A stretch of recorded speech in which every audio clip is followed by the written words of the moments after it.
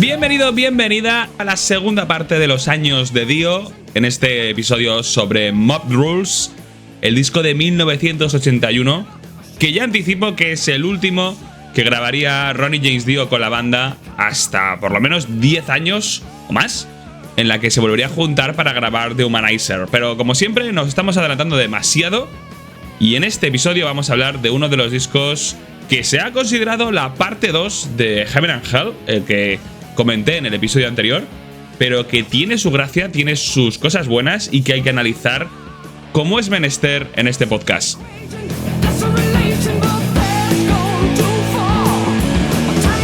Quizás es un disco que el sonido cambia un poco y gira un poco más en torno al heavy metal que por entonces estaba llevando. Y es que en el episodio 9 sobre Heaven and Hell hablamos de la influencia del productor Martin Birch, que era el primer productor que aparecía en Black Sabbath desde la época en la que grababan con Roger Bean al principio de su carrera. Y en este segundo disco con Dio también aparecería Martin Birch, que venía de producir a los Iron Maiden, o sea que lo que os comentaba en el episodio 9 no estaba para nada exagerado, la influencia de los Maiden se nota, y que le dio un poco el toque para que fuera un disco todavía más heavy metalero en el sentido ochentero de la palabra.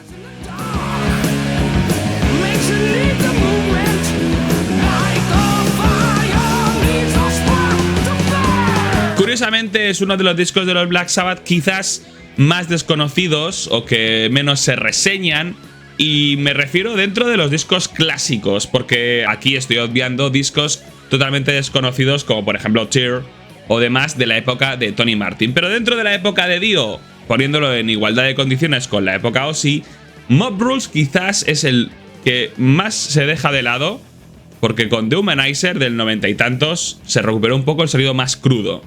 Bueno, pues este último disco de Ronnie James Dio, en este periodo vital con la banda de Black Sabbath, también es el primero en el que participa Vinny Appice, que va a ser el batería de esta formación de Dio clásica de los Sabbath. Y es que con este segundo disco de la era Dio, asistimos a la formación más venerada y celebrada de Black Sabbath tras la clásica con Ozzy Osbourne. Es decir, la formación en la que están Tony Iommi, Geezer Butler, Ronnie James Dio y Vinny Appice, porque es la formación que grabaría este disco de Humanizer y también el proyecto Heaven and Hell en 2009 con el disco The Devil You Know.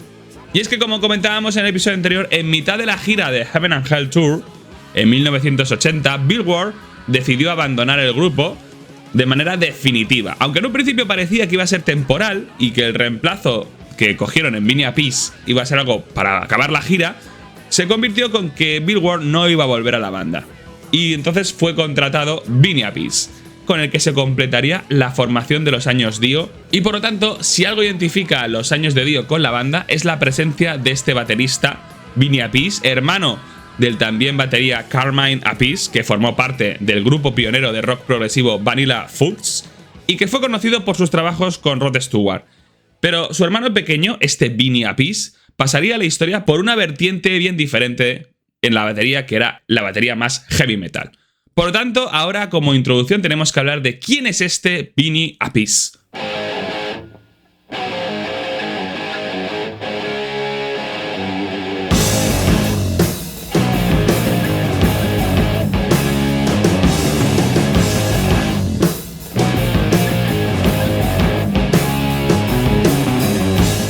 Lo primero y más gracioso que tenemos que hablar es cómo se pronuncia realmente su apellido, y es que aquí hay mucha diversidad y mucha confusión.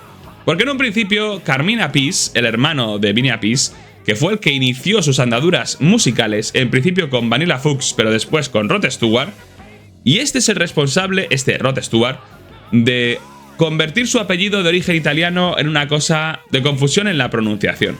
Es normal cometer errores, yo hasta hace nada lo pronunciaba Appice, pero durante la época en la que su hermano tocaba en los 70 con bandas de rock, Rod Stewart y demás le preguntaron a él cómo se tenía que usar su apellido realmente, y aunque él se lo dijo, la gracia estaba en el juego de palabras con Appice. Y de hecho ahí está la parte divertida, y es que en esta época había titulares de prensa que decían "Everybody wants a piece of Appice". Todo el mundo quiere una pieza de Appice, en esa comparación fonética entre la palabra pieza en inglés y el apellido de Carmine Appice. Esto principalmente se le hace responsable a Rod Stewart, que popularizó la forma de decir el apellido de su batería como Appice, y la confusión vino cuando Vinnie entró en Black Sabbath y dijo que realmente, como debía pronunciarse, era así, Vinnie Appice o Vinnie Appice. Quizás porque la versión correcta en italiano, ya que el apellido era de origen italiano, era pronunciarlo Vinnie Apache. Pero la versión en inglés o la anglizada que consideraba Vinnie era Vinnie Appice. Dejando un poco de lado el tema del apellido, es verdad que el legado de Carmine Appice, el hermano de Vinnie Appice, es vital para entender el de su hermano pequeño, porque no solo formó parte de Manila Fux en el año 67, que fue un grupo de proto-prog, sino que también trabajó con Paul Stanley de Kiss cuando grabó su disco en solitario, con Ted Nugent, y su hermano Vinnie, que nació en el año 1957, tenía tan solo 10 años cuando su hermano Carmine estaba petándolo con el primer disco de Vanilla Fudge.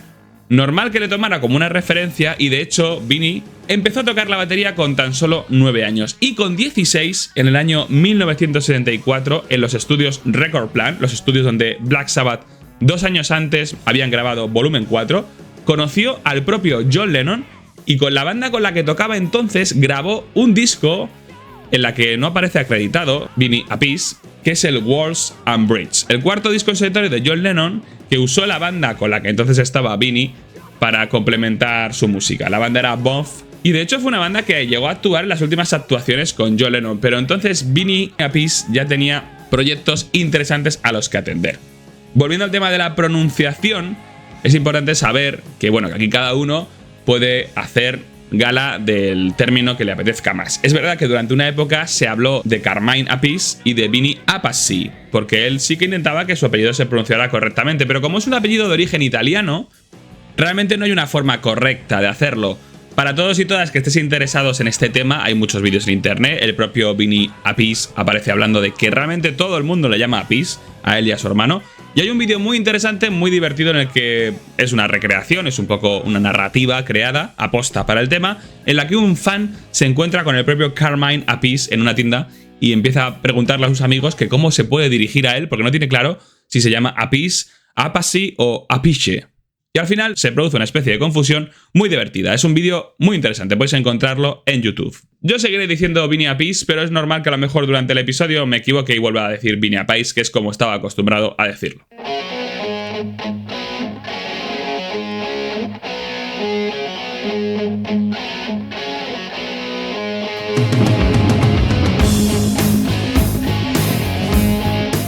Bueno, después de grabar el disco para John Lennon, Vinnie Appice empezó a trabajar con Rick Derringer, con el que tocó la batería en 3 discos suyos antes de formar su proyecto en solitario con otro grupo llamado Axis, con el que grabó el disco It's a Circus War en el año 1978, con tan solo 20 años, y que fue en el momento en el que llamó la atención de Tony Iommi, porque Tony Iommi era fan de este disco. Curiosamente, antes de ingresar en Black Sabbath para sustituir a Bill Ward, fue llamado por Sharon Osbourne para formar parte de la banda de Ozzy, el cual estaría desarrollando su segundo disco en solitario después de The Blizzard of Oz. Y al parecer fue su hermano Carmine el que le dijo a Vinnie que no le convenía trabajar con Sharon Osbourne y con Ozzy. Quizás porque había malos rollos, quizás porque no era una buena apuesta. Lo que pasó al final fue que un mes después le llegó la propuesta de Black Sabbath y entró en la banda. Hay que tener en cuenta que por esta época Black Sabbath y Ozzy Osbourne en solitario eran proyectos enfrentados y enemistados. Y ahora en el disco de Mob Rules vamos a ver cosas, y durante el desarrollo de los años 80, que en unos momentos la guerra entre ambos fue ganada por Ozzy o fue ganada por Black Sabbath. De momento, Heaven and Hell fue un disco que les dejó un poco en empate, porque por esta época Ozzy había sacado The Blizzard of Oz, un disco que grabó con Randy Rhoads y es un disco impresionante. Aún a pesar de todo esto, sí que Tony Iommi habla de un momento en esta época, justo en esta época, cuando estaban empezando a grabar Mob Rules, en que Ozzy Osbourne fue a verle al hotel en el que se alojaba con su esposa Melinda para hablar con él a las 3 de la mañana. Y para hablar en plan de temas personales, para poner un poco al día de sus cosas, como si fuera un amigo y como si nunca se hubieran separado, aunque la última vez que se habían visto seguramente fue en la vez en la que fue despedido Ozzy, o cuando estaban grabando lo que entonces no tenía nombre, pero acabó siendo Heaven and Hell. Esta fue la época en la que Ozzy Osbourne aparecía con la cabeza rapada, porque dicen que había discutido antes de salir al escenario en un concierto con Sharon y decidió raparse la cabeza y apareció en el escenario con cortes de cuchilla, con sangre, bueno, una época un poco turbia que también se corresponde con el famoso vídeo en el que Ozzy Osbourne hace lo de Hello Ozzy y se confunde. Bueno, pues por esta época, aun a pesar de la enemistad, sí que Tony Iommi nos deja claro que había como una especie de relación de amistad no perdida. Bueno, volviendo a la llegada de Vinnie Appice a la banda, esta elección, que fue principalmente tomada por Tony, que era fan de su trabajo con Axis, y que además fue el que enseguida congenió con Vinnie, al final acabó siendo una propuesta para mantenerle de fijo en la banda porque vieron que Bill Ward no tenía intenciones de regresar, ni mucho menos. Y con lo cual se metieron en el estudio durante el verano de 1981 para poder grabar este segundo disco de la era Dio. La idea era un poco grabarlo por su cuenta en un estudio creado por ellos o dirigido por ellos para ahorrar dinero, pero lo acabaron grabando en Record Plant, el estudio favorito de los Sabbath desde que grabaron Volumen 4, que está en Los Ángeles, y donde llevaban queriendo regresar para grabar desde Sabbath Bloody Sabbath, pero en esa época fue cuando se encontraron con el equipo de Stevie Wonder, que les había ocupado todo el espacio y que no habían vuelto porque la última vez que estuvieron en LA, que fue cuando intentaron grabar Heaven and Hell, se marcharon porque los Arden les habían quitado los muebles y tuvieron que irse a grabar a Miami. El disco fue grabado en ese verano del 81 y fue publicado el 4 de noviembre, lo cual marcó un récord de trabajo para los Black Sabbath, que además en el anterior disco se habían tomado más de un año para crearlo y para grabarlo. ¿Había vuelto la creatividad a los Sabbath y el hecho de grabar en poco tiempo era un poco el efecto de eso? Pues sí y no, y ahora veremos por qué. En un principio, su primer trabajo, después de Heaven and Hell, fue grabar una canción para la película Heavy Metal, que iba a salir en 1981, y esa canción fue The Mob Rules en una versión primeriza que se incluyó en el soundtrack de la película, y también hicieron la canción E5515 o E5150, una canción pseudo instrumental que la hicieron porque pensaban que le daba un poco de juego con la peli, una peli que estaba en proceso de producción y que aún no sabían de qué iba, solo tenían pequeños storyboards que le pasaban a la banda para poder hacer las canciones, y consideraron que esta canción podía suponer un acierto en escenas en las que los hombres de la peli se convertían en monstruos.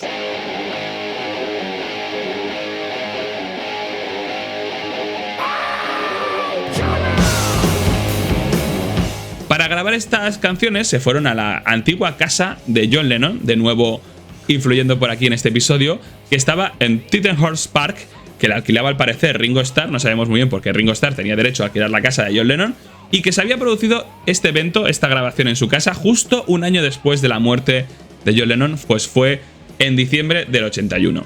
Este fue el primer proceso de grabación que hicieron tras Heaven and Hell. Como vemos, The Mob Rules se empezó a grabar en el verano, o sea que para cuando empezó la grabación de The Mob Rules ya tenían la canción que iba a dar nombre al disco, The Mob Rules, pero su productor Martin Birch les dijo que deberían regrabarla para que no fuera la misma sesión que habían usado para el soundtrack de la película. También incluyeron en el disco la canción que grabaron de E5150, aunque para mí es una canción sin más. Y de nuevo, como veis, Martin Birch, que había producido el primer disco de la banda con Dio, apareció de nuevo aquí para grabar este segundo. Y al parecer venía de haber grabado y producido con Iron Maiden el famoso disco Killers, con el que todavía estaban con su antiguo cantante Paul Di'Anno. Y fue Martin Birch el que les recomendó a los Sabbath que se buscaran un estudio propio, que lo crearan ellos para ahorrarse dinero. Y lo intentaron hacer, pero cuando tuvieron el estudio ya creado, que realmente fue un estudio pequeñito, no conseguían que las guitarras sonaran como ellos querían. No lo conseguían de ninguna de las maneras, así que al final lo que decidieron fue directamente ir a Record Plant, que era su estudio de referencia. Por esta época, Tony Iommi se alojó en una mansión alquilada en Toluca Lake. Los que os suene será por la película de Pulp Fiction, que es donde vive uno de los personajes. Y en este momento de inspiración, pregrabación, de componer las canciones, se juntó Tony Iommi con Geoff Nichols, el cual iba a tocar de nuevo en el disco como teclista. Ya sabéis que es el quinto miembro no oficial de Black Sabbath. Y ambos dos se ponían hasta arriba de cocaína en esa mansión de Tony para poder traer ideas a ese nuevo disco. A veces salían cosas chulas y a veces no. Y durante esta época inicial también le visitaba a menudo a Tony Martin y a Geoff Nichols el bajista de Deep Purple de entonces, que era Glenn Hughes, que luego figuraría en Black Sabbath en el proyecto en solitario de Tony Iommi, que sería Black Sabbath también, 17 Star, como cantante y guitarrista. Este Glenn Hughes, que había formado parte de Deep Purple era porque Roger Glover, el anterior miembro bajista de Deep Purple, lo había dejado cuando se fue Ian Gillan, y de hecho Roger Glover había acabado en Rainbow, pero en un Rainbow sin Dio. Todo esto lo cuento porque al final la familia del metal es increíble la cantidad de mezclas que hay por todas partes. En estas sesiones en casa de Tony Iommi quizás fue donde se empezó a gestar el que luego sería el disco en el que participarían los tres de Seventeen Star. Ya hablaremos cuando lleguemos a ese episodio. Volviendo a la llegada de Vinny Appice, esto no condicionó demasiado a la banda, aun a pesar de que era la primera vez en su historia que tocaban con otro batería, en sus casi 13 años de existencia. Pero, por ejemplo, Butler sí que se refiere a él como que era muy bueno, un gran fan de la música de la banda, que se sabía no solo todas sus partes de batería, sino las del bajo de Geezer, y que según él, según el propio Geezer, se había metido totalmente en los zapatos de Bill Ward, una expresión inglés para decir que había encajado perfectamente.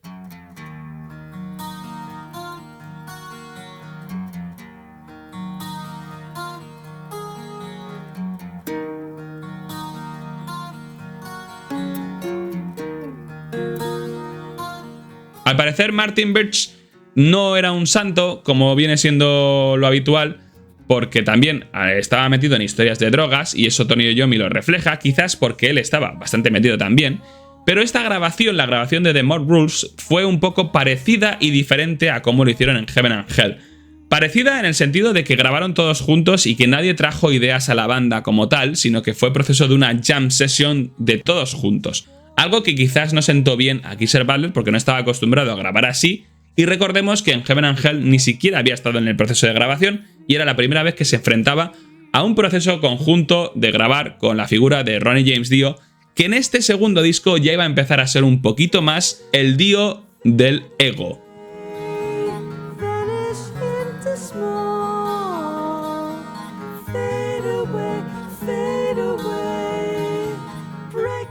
Dio, que este fue su segunda y última grabación con la banda, empezó a no sentirse tan a gusto dentro del grupo, quizás porque la forma de grabar ahora en Record Plant era diferente a la que habían hecho en Heaven and Hell, que era un espacio más controlado, y además la presencia de Geezer también le chocaba a veces, tenían choques, y todo era un poquito más masivo, más brutal. Y además había rumores en la banda de que la Warner Bros. Le había ofrecido un contrato a Dio para grabar discos en solitario. Y esto fue casi nada más empezar la grabación, y la banda se quedó un poco flipada, sobre todo Tony Iommi y Geezer Butler, como dejando claro que, bueno, que aquí íbamos a ir todos a una y que no era cuestión de separarse. Como referencia en el tiempo, la vez en la que Ozzy Osbourne ya le empezó a decir a Tony Iommi que quería hacer algo en solitario, a Tony Iommi casi le da un parraque. Entonces, que Dio estuviera teniendo ofertas al margen de la banda para actuar en solitario no le gustaba nada a los otros miembros, sobre todo a Tony Iommi y Geezer Butler. Además, Tony Iommi dejó claro que a partir de la grabación de este disco, de Mob Rules, Ronnie se volvió un poco más jefe, con el ego más subido, empezó a imponer su criterio y a cambiar un poco en su trato hacia el resto de la banda, algo que con el que más iba a chocar era con Geezer Butler. A pesar de ello, el proceso compositivo se produjo en sesiones de jam en todo el disco. Según Vinny Appice, nadie llegó con una canción que desarrollar, todo surgió de la improvisación colectiva, tocando juntos, en un disco que críticos como Mick Wall, que aparte de ser biógrafo de Black Sabbath tiene un libro súper interesante sobre Led Zeppelin, llegó a decir que era un disco en el que la estructura de poder había cambiado, que ya no recaía todo en Tony y en Geezer, sino que en este caso todo recayó un poco más en Dio, el cual además también se encargó de todas las letras de este disco, salvo algún apunte que no aparece acreditado de hecho en las fuentes. Del disco se extrajeron dos singles promocionales que fueron The Mob Rules, sacado en octubre del 81, un poquito antes de salir el disco, y que además recientemente ha aparecido como canción de créditos de la serie Alien Earth en el capítulo 2, os animo a que la veáis, una serie muy chula. Y el segundo single fue Turn Up the Night, que era la primera canción con la que se abría el disco, sacado en febrero del año 82. Como créditos y personal de la banda tenemos a Ronnie James Dio en la voz principal, Tony Iommi en las guitarras, Geezer Butler al bajo y Vinny Appice en la batería. Al loro con esta formación porque sería la que repetiría en The Humanizer y en Devil You Know. Tenemos a Geoff Nichols a los teclados como músico adicional y en la producción y ingeniería de sonido a Martin Birch. La portada es interesante porque la portada, aparte de ser chulísima y muy tétrica, muy de heavy metal, pero de heavy metal con historia tétrica detrás. Es una adaptación de una pintura del año 74 titulada Sueño 1, Crucificadores, de una serie de pinturas del autor Greg Hildebrandt, que al parecer tuvo un problema con la Iglesia Católica porque fracasó una serie de pinturas que realizó para ellos, y la relación de Greg con esa iglesia se vino un poco abajo, lo cual le dio lugar a esta serie de pinturas sobre sueños, un poquito más turbias, un poquito más dentro del esquema más casi rozando lo oculto y lo satanista. Esta portada es muy chula, se cogió de inspiración la obra de Greg Hildebrandt, pero es que además él también la firmó porque realmente la ilustración es suya. Pero sí que se realizaron modificaciones para incluir el nombre de la banda, el título del álbum, y se cambiaron cosas como un gancho que cuelga del lado izquierdo del instrumento de tortura, que se transforma en una cruz, una mancha de sangre en el centro de la pieza, que también se modificó para asemejarse más a la cabeza de un demonio, pequeñas modificaciones. Pero lo más interesante de esta portada es que hay aspectos conspiranoicos detrás, muy divertidos, como el que dice que escondido en esta portada en dos partes concretas, en la sábana blanca que llevan, o el estandarte que llevan los seres con los látigos, aparece manchado en sangre la palabra Kill Ozzy, y también en el suelo, porque en el suelo aparecen una especie de letras como Zetas y Y's debajo de la firma del autor, que también algunos fans han dejado claro que puede ser un mensaje subliminal para eso, para matar a Ozzy. A todo esto, la banda, en especial Tony Iommi, han dejado claro que eso son chorradas y que ni siquiera se habían dado cuenta que podía parecer que ahí figuraran las letras de Ozzy y de Kill Ozzy. En cuanto a la posición en las listas y su lanzamiento y recepción, bueno, el disco tuvo críticas mixtas porque principalmente lo acusaron de ser una especie de versión 2 de Heaven and Hell, o sea, poco innovador, bueno en el sentido de que cumple con lo mismo que hacía su primer disco, pero carente de inspiración. Y en cuanto a las ventas, en Estados Unidos y en UK fue certificado oro en ambos sitios, con la diferencia de que en Estados Unidos llegó a vender 500.000 copias, lo cual para ellos era poco con respecto a lo que habían hecho anteriormente, y en Reino Unido vendieron unas 100.000, lo cual era bastante ajustado a lo que hacían siempre. Los críticos principalmente llegaron a decir que no avanzaban en el sentido del anterior disco, que era un poco más de lo mismo, dejando claro que ese era su mayor defecto, ser igual de bueno que el anterior pero sin aportar nada fresco. Algo que además el propio Tony Iommi lo ha dicho, porque debe ser que le has cocido bastante y siempre lo reconoce como que es una crítica válida, como que ese disco no llegó más allá de la copia del primero. La gira empezó en Canadá en noviembre del 81 con la salida del disco justo, y en los shows usaron un montón de pirotecnia, efectos de fuego, demás. Y uno de esos shows llamó mucho la atención cuando estuvieron tocando en Irlanda, porque era la época un poco de estar un poco más nerviosos por el tema del terrorismo y del IRA, y el ingeniero de pirotecnia detonó algunas bombas para el show antes de tiempo, y eso hizo que en el pub donde estaban fuera todo un poquito, bueno, tenso de más. De hecho, durante esta gira, en la parte en Reino Unido, llegó a juntarse con ellos Brian May, que era gran amigo de Tony Iommi, y tocar juntos en una sesión final, justo cuando estaban ya los técnicos recogiendo, que al parecer se quedaron solos en el escenario tocando y fue muy curioso.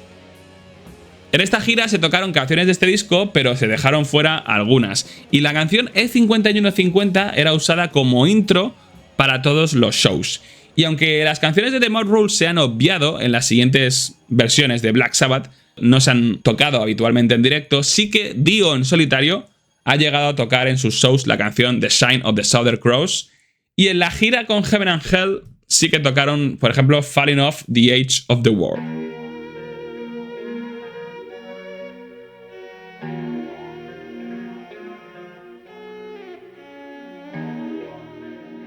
En medio de esta gira fue cuando, al volver a Estados Unidos en febrero del 82, el padre de Tony Iommi falleció de un enfisema, y eso modificó un poquito las fechas de la gira, como es evidente. De las actuaciones en Estados Unidos de esta segunda parte salió el disco, o se intentó recoger muchas canciones para el disco en directo Live Evil, que iba a ser el primer disco en directo de la banda, o el primero oficial, como respuesta al Live at Last que había sacado Patrick Meehan poco antes. Este disco en directo, grabado en las actuaciones de Dallas, San Antonio y Seattle en 1982, fue el motivo de discordia final con la banda y Dio.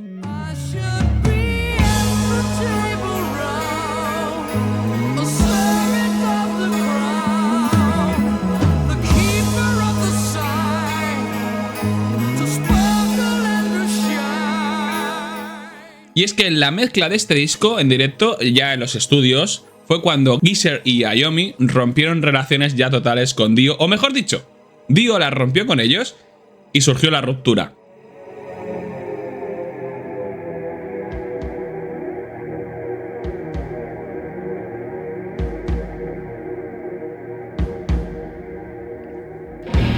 Todo empezó un poco a cocerse porque ya durante la gira había intereses de la Warner en que Dio hiciera una carrera en solitario con ellos. Y aunque esto se había quedado un poquito ahí en pausa, durante las sesiones de mezcla de este disco en directo, porque los discos en directo se graban en el escenario, en los shows, pero luego hay una parte de trabajo en el estudio, sobre todo de poner todas las grabaciones que se han tomado de las diferentes pistas en orden y mezclarlo todo correctamente. Y ahí la banda tiene mucho que aportar.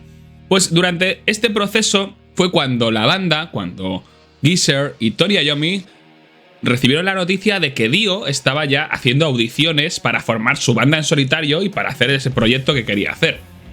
Esto les chocó bastante a la banda, porque era como de repente a sus espaldas estaba Dio haciendo un poco el trabajo, entre comillas, sucio de buscarse la vida y al margen de Black Sabbath. Y eso aun a pesar de que ves que tu cantante no está a lo que tiene que estar y que está haciendo cosas al margen de tu banda, eso no fue el motivo o el detonante para que Dio acabara abandonando la banda. Y no fue un despido como pasó con Ozzy, sino que fue que el propio Dio dijo que hasta luego. Y eso fue porque llegó el rumor de boca del ingeniero de sonido, de Lee DiCarlo, que Dio se pasaba las noches en el estudio cuando no había nadie de la banda pidiéndole a él, al ingeniero, que subiera su pista de voz y que la pusiera por encima del resto, o sea que manipulara la mezcla final del disco en directo para que sonara mejor su voz. Y es que de hecho a Dio no le gustaba nada cómo estaba quedando el disco y él ha llegado a decir que ese disco es una basura, que no está bien montado, y tampoco estaba satisfecho con la portada que se había elegido para este disco. El primero además oficial de la banda y el primero en el que iba a figurar él como cantante.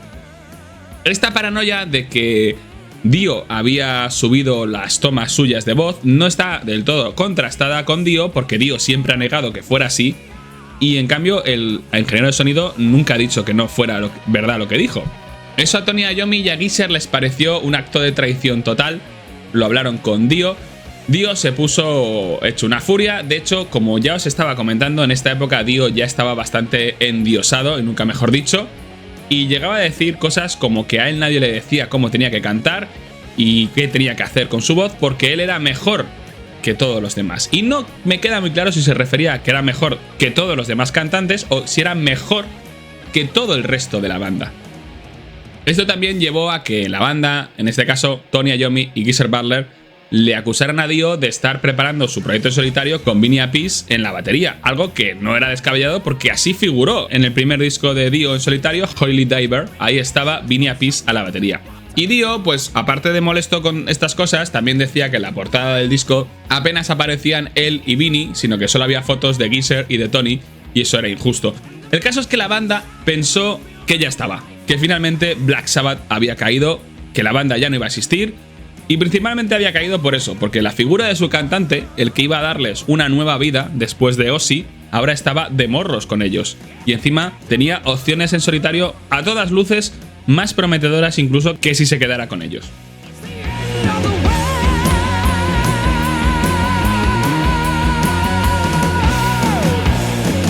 El disco Live Evil salió a la venta en enero de 1983 y 2 meses antes de terminarlo, en noviembre del 82, Dio abandonó la banda. Y no solo abandonó la banda, sino que se llevó con él a Vinny Appice. Lo más irónico de todo esto es que el disco Live Evil fue un fracaso en cuanto a ventas y perdió la guerra contra el álbum en directo de Ozzy Osbourne. Un álbum que había sacado al mismo tiempo que ellos en directo, Ozzy, pero que no tenía las canciones de Ozzy en solitario en directo, sino que las canciones de ese álbum eran canciones de la propia banda Black Sabbath, y que Ozzy llamó acertadamente Speak of the Devil, hablando del diablo.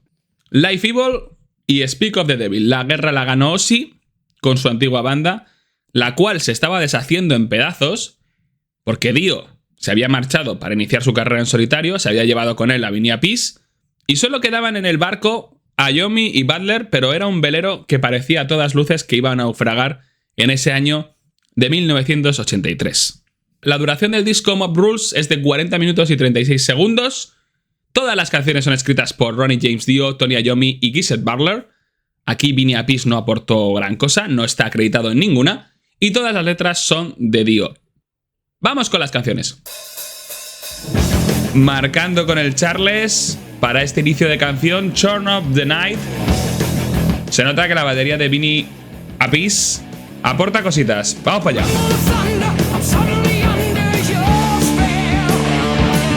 Hablando de truenos,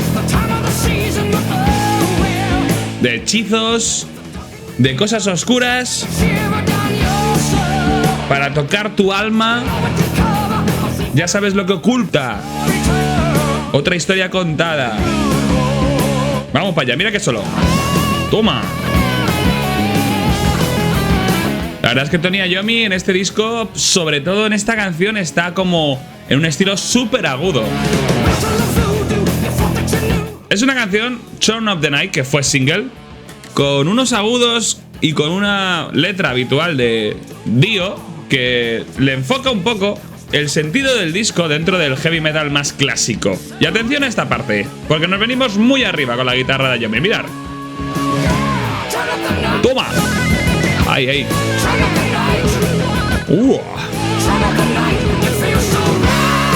Toma ya. Encendiendo la noche, te sientes muy bien. El bajo jugando bastante con la estructura de la canción. Básicamente aquí no hay un riff como tal, sino es el bajo.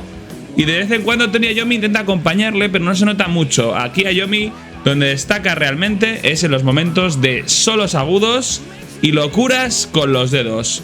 Y tenemos mejores ejemplos, mirad. Ahí va el siguiente.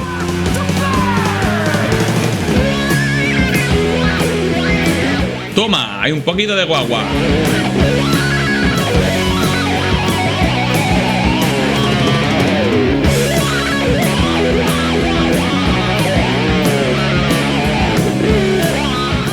Subir la noche como animando para la fiesta. Vinny Appice viniéndose un poco arriba. Volvemos al principio. A ver, sí que hay un riff como tal, ese pero se nota más aquí que en el resto de la canción. Seguimos. Como veis, las letras de Dio, aquí ha repetido el primer verso. Son chulas, son épicas, son medievales, pero la estructura se repite muchísimo.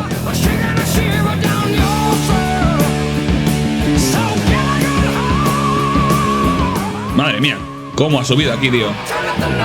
Venga ahí.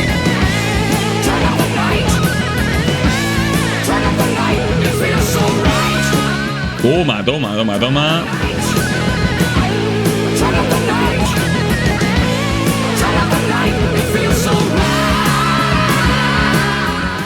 Desde luego un tema muy heavy.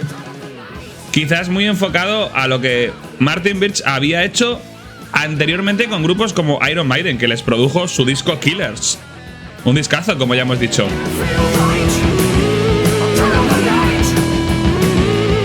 Mirad cómo la guitarra de Iommi cambia de tono. Pasa del super agudo a... Yo creo que en esta canción hace un poco de tapping, esa técnica inventada por el guitarrista de Genesis.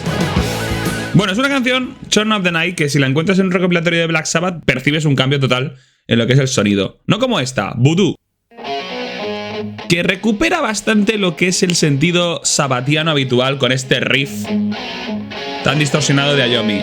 Entramos. La batería muy a lo Bill Ward. Sucinta, pero cumpliendo bastante. Vamos con Dio. Dime que no me quieres y arderás. Puedes renunciar, pero perderás. Dime que no me quieres y aprenderás.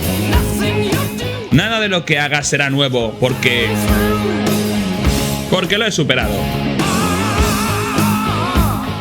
El riff de Iommi y el bajo aquí es básicamente una vuelta a los orígenes de la banda.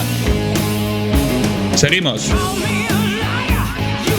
Me has llamado mentiroso y lo sabes. Y eso es bueno, está bien. Llámame el diablo, porque es verdad. No puedes aceptar que soy lo que crece dentro de ti. Atención a esto.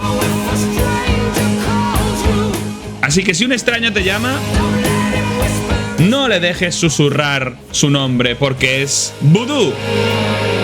Toma ahí, un poquito de magia negra.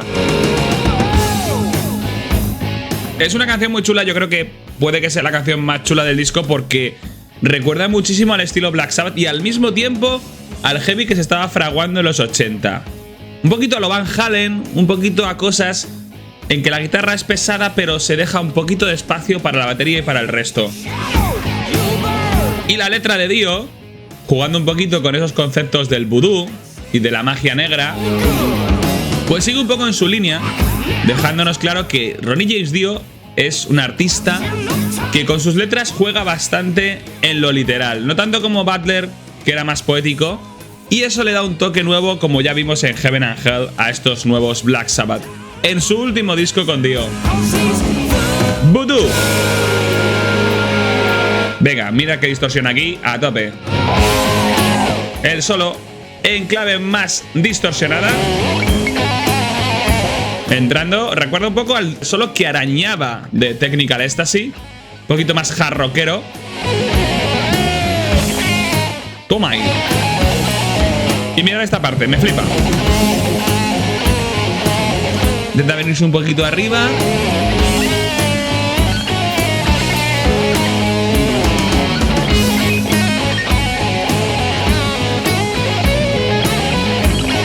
Sin duda es la canción más Black Sabbath en el sentido original de todo el disco.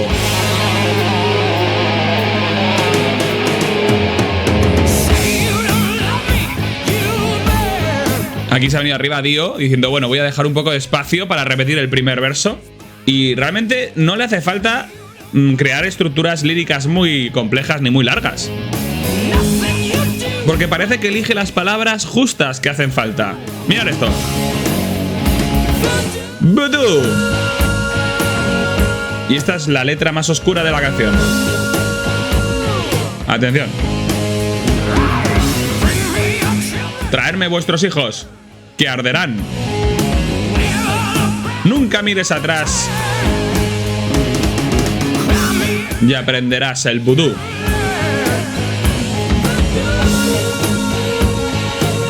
Es una canción además que yo creo que podría estar perfectamente en Heaven and Hell y que quizás tendría más sentido en ese disco que en este, porque Mob Rules, aparte de que se ha considerado una segunda parte fallida de Heaven and Hell, digamos que explora otras vertientes del heavy, y Voodoo es un poco que entra perfectamente en lo que intentaban hacer en Heaven and Hell, incluso en The Humanizer, que grabarían más o menos 10 años después. Ahora un poco de fade out para terminar esta canción, que posiblemente, ya os digo, la mejor del disco no, pero sí la más Black Sabbathiana en el sentido clásico. Y ahora vamos con el número 3, The Sign of the Southern Cross, una de las canciones que Dio ha llegado a tocar pues con Black Sabbath porque le gusta mucho. Intro acústica que recuerda muchísimo a Children of the Sea, misma estructura. Y ahora Dio va a intentar llegar a unos agudos casi de falsete. Aquí un poquito la guitarra de Iommi doblada.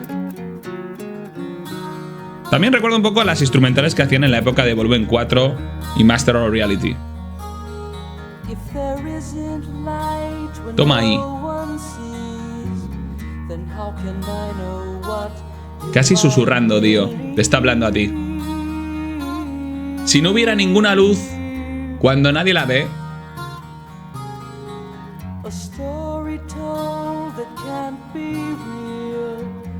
entonces, ¿cómo saber qué podrías creer? Una historia contada que no puede ser verdad y algo que refleja la verdad que sentimos. Yeah. Toma falsete.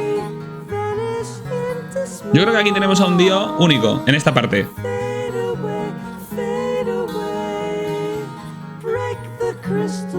Y atención que nos venimos arriba. Sintetización de Nichols, break y toma ahí. Ese es el riff de la canción. Es la señal. Se siente como el tiempo. Toma ahí, qué heavy esto.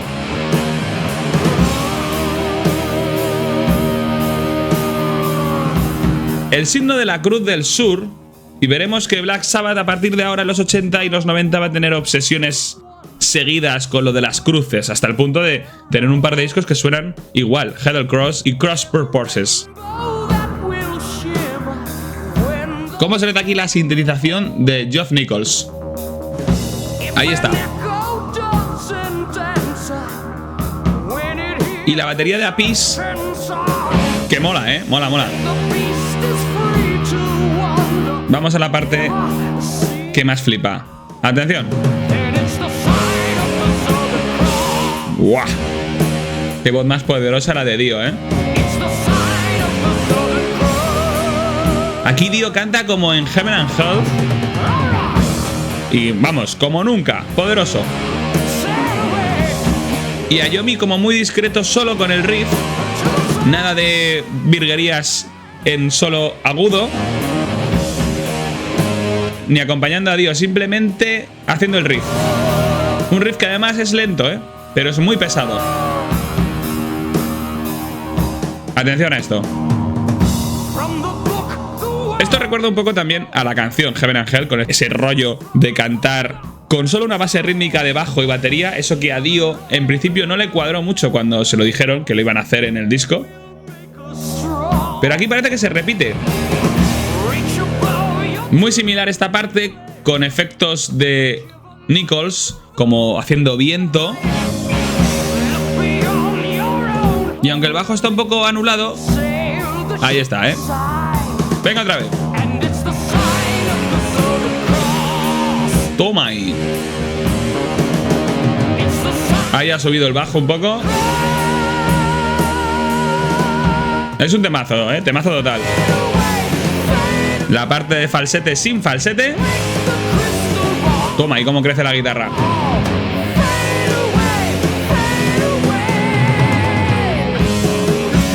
Toma. La verdad es que Dio, yo creo que poderoso es el adjetivo adecuado. Atención a esto. Efectitos de guitarra de Iommi viajando por los dos canales para hacer un poco eco, pero también el viaje del sonido. Como que queda un poco fuera de lo que quieres hacer con esta canción, pero bueno, para hacer relleno no está mal.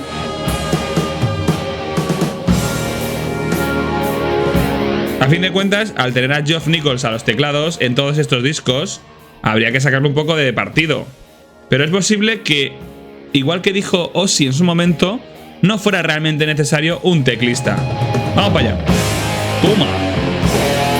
Esto es como muy Led Zeppeliano.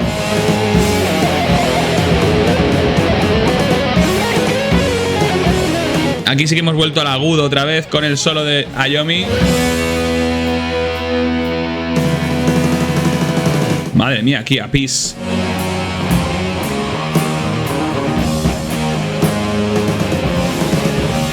¿Cómo juega con la batería? La verdad es que es un batería que lo tiene difícil. Con el legado de Bill Ward es muy complicado competir. Y además a Peace también luchaba contra la influencia en el rock setentero de su hermano Carmine. Pero muy bien, muy técnico. Volvemos un poco al principio. La canción la verdad es que, como todas las de Dio, el verso se repite hasta un final que os voy a llevar. ¡Qué chulo! Toma ahí. Madre mía, aquí Dio cómo se viene arriba. Toma solo, entrando.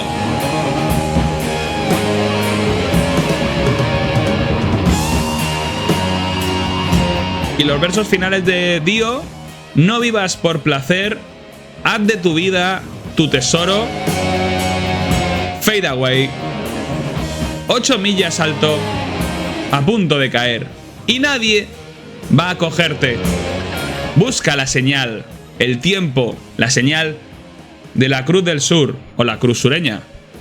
Una letra bastante profunda, porque puede que hable del paso del tiempo y de cómo hay que aprovechar a tope, al rollo Carpe Diem, que tanto tenemos en Occidente, en el Occidente medieval.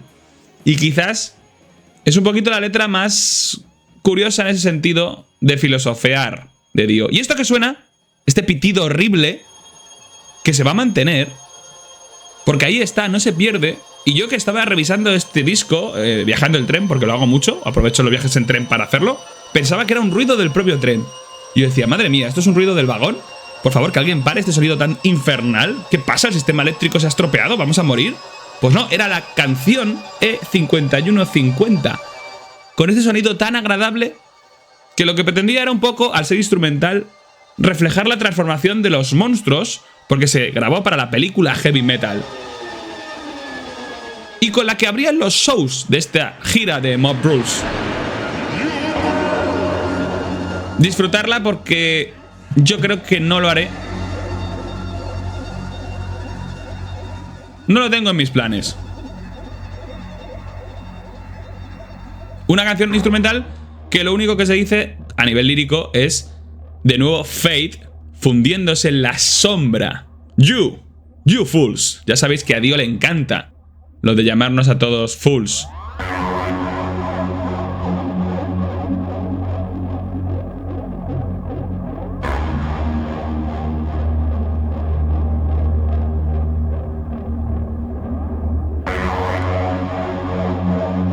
La verdad es que también recuerdo un poquito con este sonido a lo que hacía Jean-Michel Jarre con su música electrónica. Pero a mí, ya antes, en las primeras escuchas de este disco hace muchos años, me pareció que esto debía ser un error.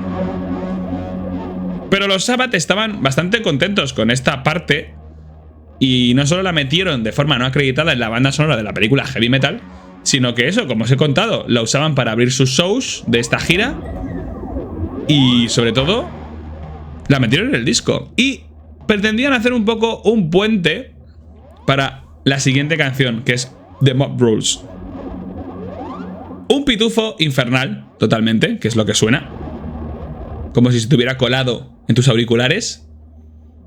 En un tema que, además de no conseguir enlazar nada bien con la siguiente canción, que va a entrar muy de golpe, pues bueno, igual, y es una opinión personal como todo en este podcast, se lo podrían haber ahorrado. Pero para que veáis de lo que os hablo, mirad, que os dejo que lo comprobéis.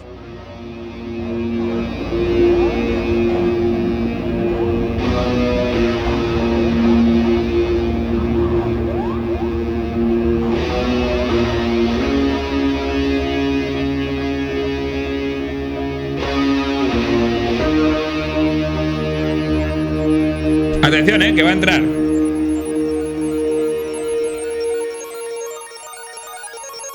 No entra, no ha entrado bien. Pero al loro, que esta parte es chula. The Mob Rules.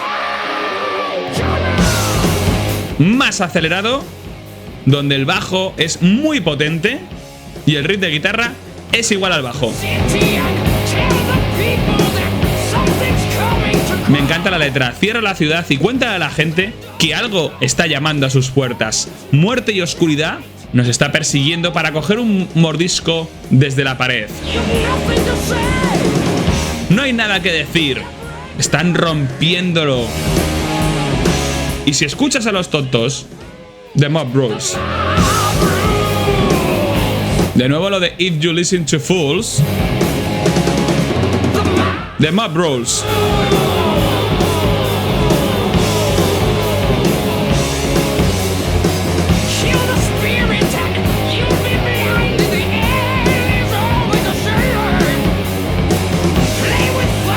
Lo de The Mob Rules es una expresión inglesa que debe ser un término muy anglicano, que se refiere un poco a la mafia, a ese sentimiento de mafia, de crimen organizado, de grupo, de abusones y tal. Entonces The Mob Rules es como decir que ellos mandan, ellos tienen la decisión.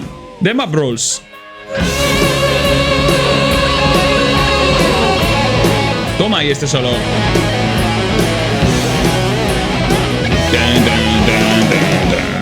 Recordemos que esta canción fue el segundo single.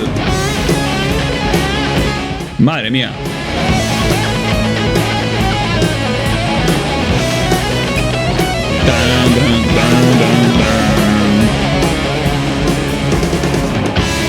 Madre mía, que sigue, que sigue.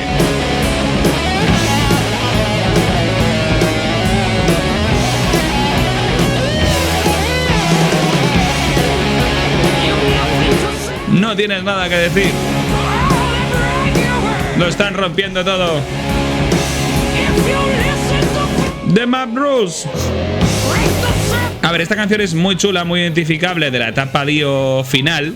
Quizás es de las pocas que se rescatan de este disco a niveles globales. Pero os recomiendo que escuchéis, y quizás al final del podcast os la ponga, la versión que grabaron para el soundtrack de Heavy Metal, que como digo es diferente porque la regrabaron para este disco.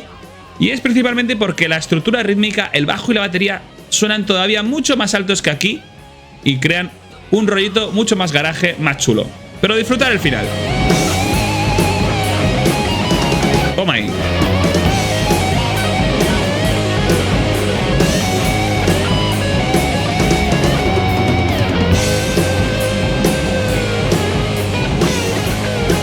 Seguramente esta canción, que es básicamente el bajo, fue una creación de Butler, que tenía todavía mucho peso en la banda. Y con ella terminábamos la cara A del disco de Mob Rules. Curiosamente el disco no se llama D, sino Mob Rules. Y vamos con la canción 6, Country Girl, con un riff súper potente, muy sabatiano, pero con una letra que habla un poquito así más de amor, más en el estilo Rainbow. Y quizás este riff también pretende ser una versión más acelerada o más ruda de lo que hacía Ritchie Blackmore en Rainbow. Toma ahí.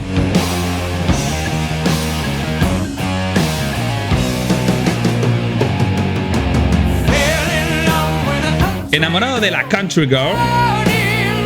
Si os fijáis en esta canción, que es muy sabatiana, lo es también porque Dio canta el riff que hace Iommi constantemente dentro del verso, hasta el punto de que tanto el riff como la voz están a la misma altura y se escuchan igual. Lo mismo que hacía Ozzy en la etapa setentera. Toma aquí. Esto es muy también del estilo de los Iron Maiden, que como sabéis estaban apadrinados por Martin Birch. Yeah.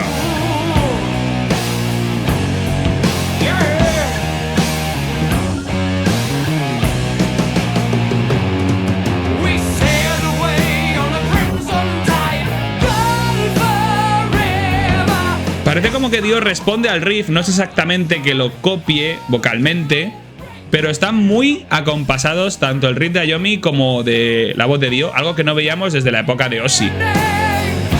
Atención al siguiente verso.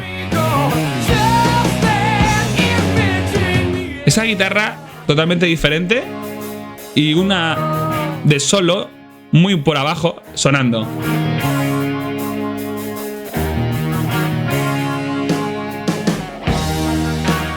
Una especie de slide y muchísimas guitarras o capas de guitarra por abajo. Y también la sintetización o el teclado de Nichols, que quizás en estos discos imita mucho la guitarra de Iommi para acompañar. Estos coros.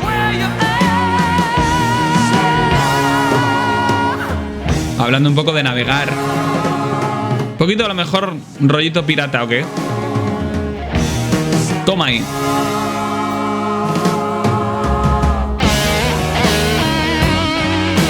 Quizás como este disco es un poco una continuación de Heaven and Hell, esta canción Country Girl podría ser una especie de versión Mob Rules de Die Down, pero en el sentido de que la estructura es parecida. Igual que Voodoo repetía la estructura de la canción Heaven and Hell, Country Girl repite la estructura tranquila en algunos momentos de Die Down, además con coros y con efectos de teclado. En general es una canción muy repetitiva, como casi todas, pero hay algunas partes que pueden ser incluso progresivas. Aquí.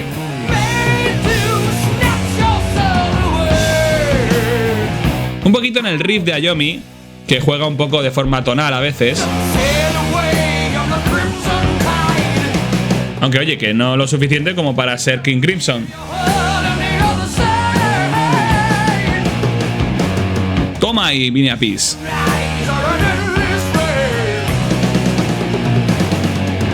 Madre mía, cómo se lo juega aquí, ¿eh?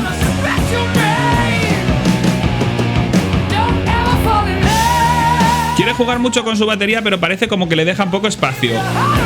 Era un poco nuevo en la banda.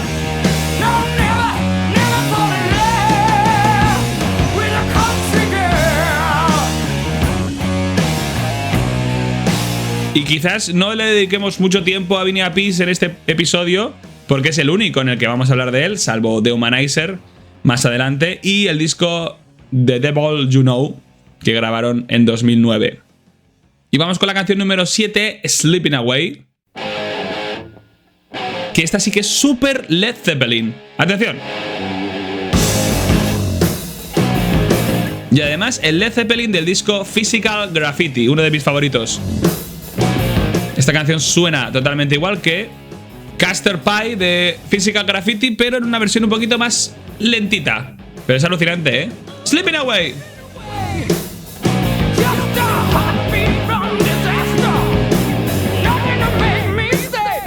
Toma ahí. Y además es que la batería intenta imitar muchísimo a John Bonham. Que por cierto que para esta época, para el lanzamiento de Mob Rules, ya el pobre estaba fallecidísimo. Aquí Vinny Appice se luce mucho. Y atención a esta parte. ¿Os recuerda algo? Esa parte, aparte de que toda la canción recuerda a Led Zeppelin, esa parte en concreto recordaba a un tema de Deep Purple. Y si no, luego os pondré la oportunidad de escucharlo.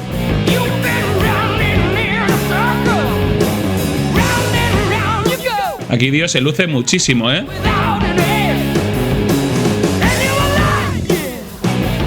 A ver, si queréis hacemos un poco la comparativa. Un momentito. Este es el riff de Castor Pie de Led Zeppelin. Un poquito diferente, es verdad, pero en esencia es el mismo rollo. Mirad.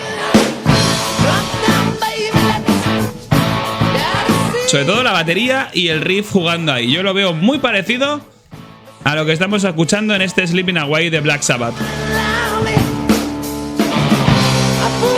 Volvamos. Y atención a esta parte que suena Deep Purple. Aquí tenemos el estribillo con mucho falsete. El Dio aquí jugándoselo a lo agudo. Y atención.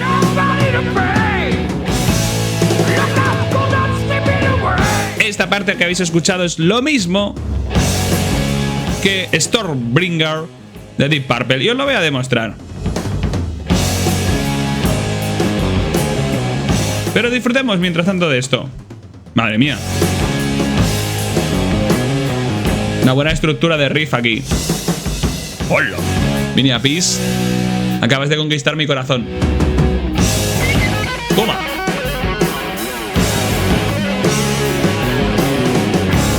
¡Hola! Un solo de bajo. Toma ahí. Compitiendo contra Yomi. Venga, dánoslo, Geezer. Toma.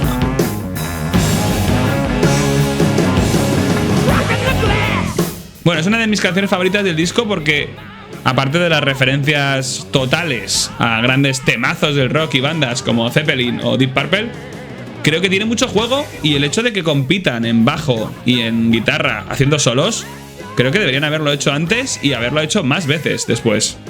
Aquí, de hecho, en esta canción, de lo que menos destacaría es del propio Dio. No es, digamos, la parte que me flipa. Y atención, os voy a poner la parte que copia esta canción a Deep Purple, a ver qué me decís. Justo aquí, mirad.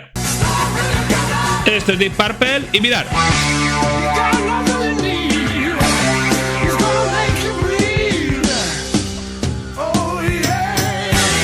O sea, eso no me podéis negar que no es igual lo que acabáis de escuchar de la canción Stormbringer de Deep Purple, del disco del mismo nombre, cantado por David Coverdale, que esto. Yo lo veo muy parecido, pero bueno, sabéis que a mí estas cosas me obsesionan.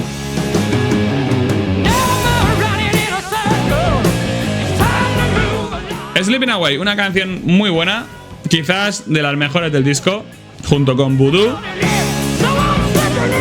Muy chula, muy completa, en la que toda la banda se luce por encima de Dio.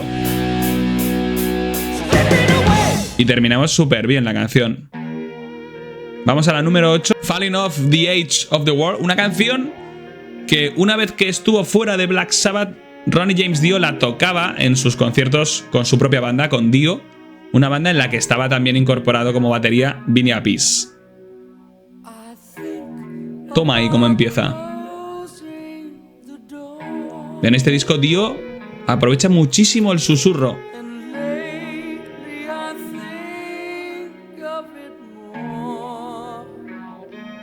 Muchos efectos de teclado aquí con Geoff Nichols.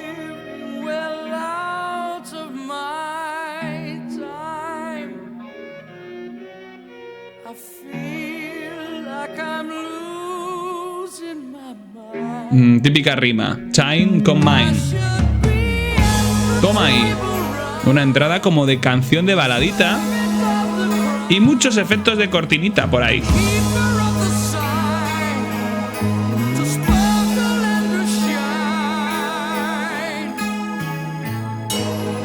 La verdad es que en el siguiente episodio que hablaremos de la etapa de Ian Gillan, que bueno, las letras cambiaron totalmente de enfoque con respecto a lo que había hecho Dio o Ozzy, y criticaban mucho que hablaba de cosas más emocionales, ¿no? De temas sexuales y de chicas y tal. Pero Dio también tiene sus partes de hablar de canciones dedicadas a personas del sexo opuesto. Toma aquí cómo entramos. Esto sí que parece que están llamando a las puertas de un portón, como en Mob Rules.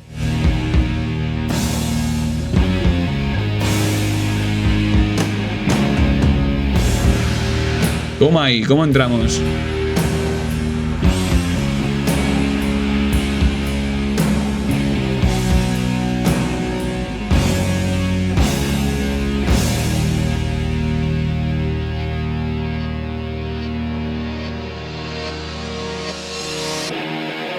Vamos para allá. Esto sí que es Black Sabbath setentero, ¿eh? Toma.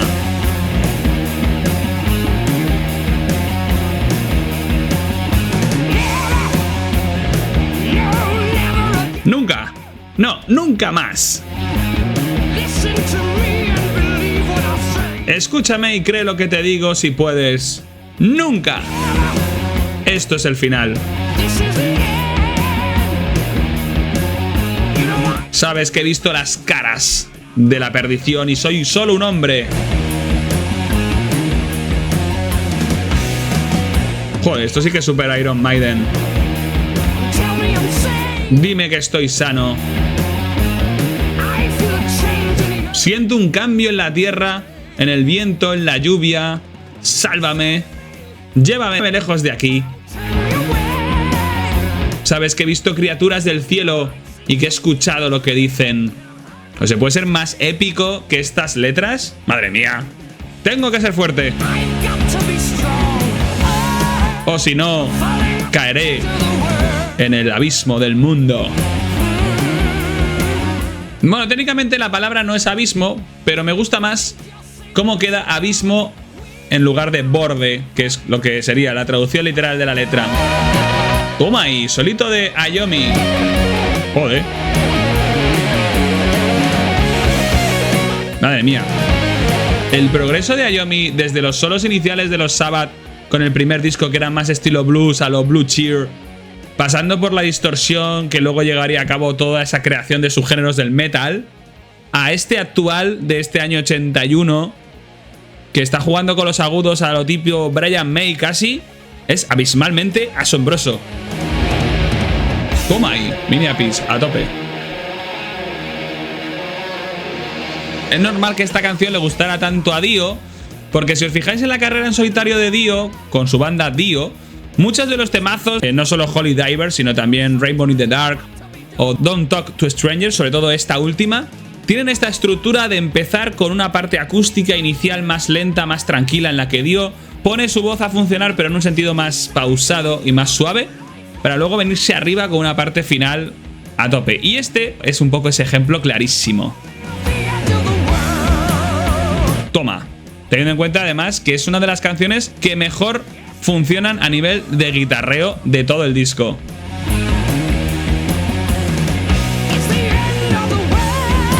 Toma ahí, madre mía.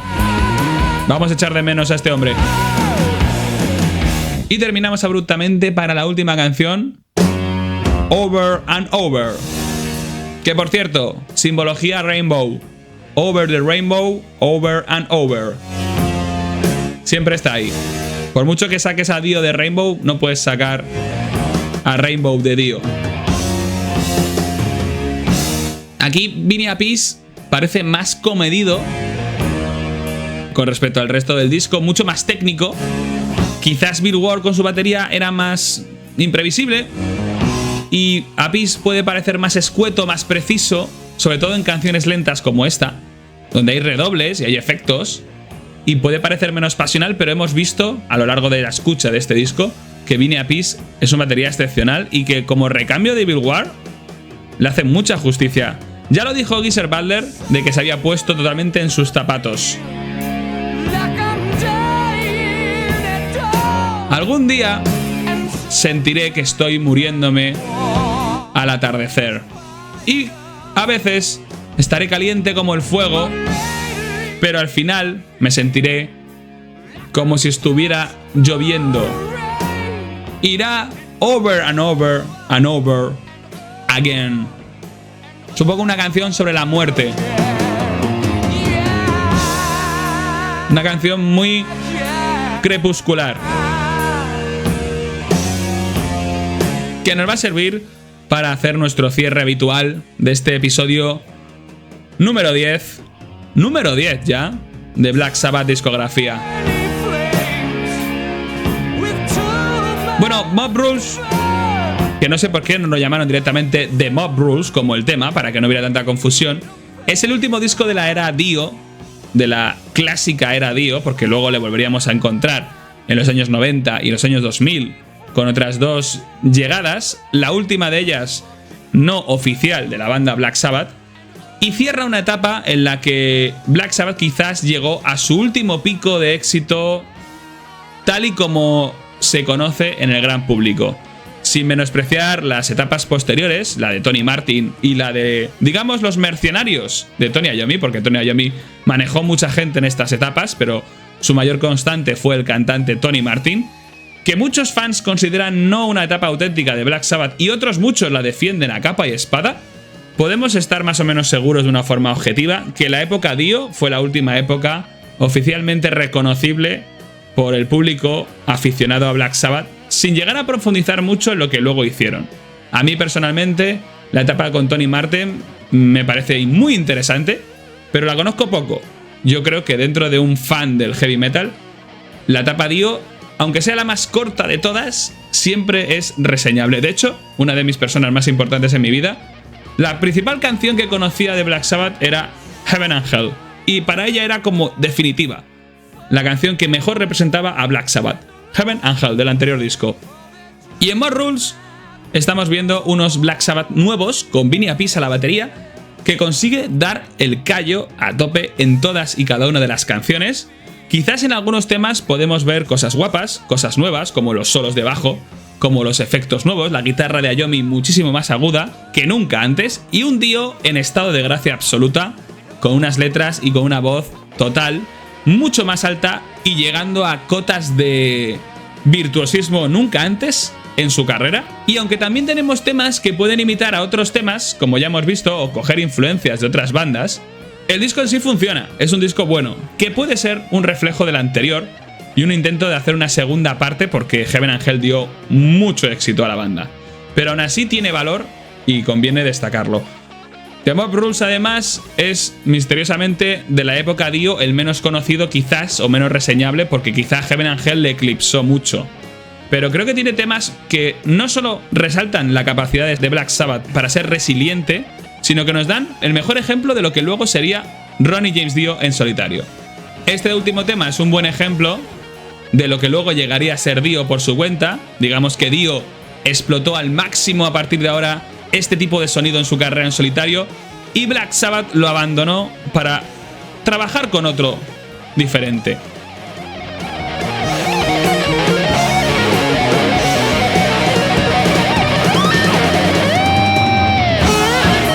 Espero que hayas disfrutado muchísimo con este episodio y nos vemos dentro de poco para hablar de la etapa más loca de todas, la etapa con Ian Gillan. Hasta entonces y como siempre, un abrazo y sed felices.